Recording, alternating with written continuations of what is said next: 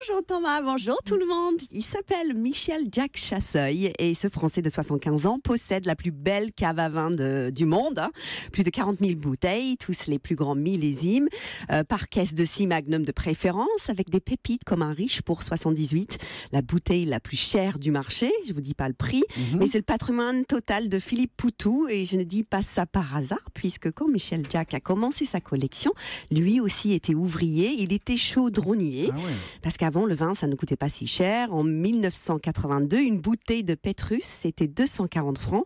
Aujourd'hui, la même bouteille, 4 800 €. Donc, le secret de Michel Jacques, c'est simplement d'avoir commencé tôt. Il est tombé dans le chaudron tout petit.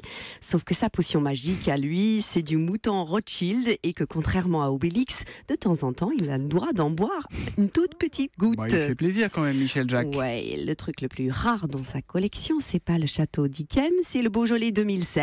Mais bon, on peut pas tout avoir. Dans une collection, il faut faire des choix. Bon, il a fait les bons là. Yes, tout à fait. D'ailleurs, le vrai but de Michel Jacques est ni de spéculer, ni de tout boire à l'apéro. Non, il aimerait que sa collection serve de base à un musée de vin. Et il a raison, car chacune de ses bouteilles est en soi une leçon d'histoire. Par exemple, il y a des bouteilles qui ont appartenu à Napoléon quand il était à Sainte-Hélène. Il suffit de les goûter pour enfin comprendre pourquoi l'empereur n'a jamais voulu revenir en France.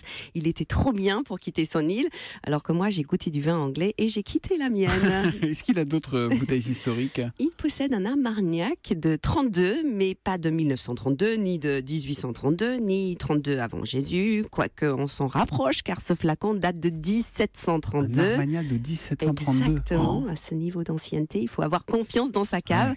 D'ailleurs, Michel Jacques l'a construite de ses propres mains. Il a commandé 5000 parpaings, il a mis son short, il a fait comme son père, qui était maçon. Ça résume toute la philosophie de cet homme attachant. Le vin reste avant tout un travail manuel, que ce soit pour le produire, le conserver ou le boire. Ah oui, et mollo évidemment, oui, pour le boire, tout ça, modération, machin, tout ça. Merci beaucoup Louise Eklund. De rien.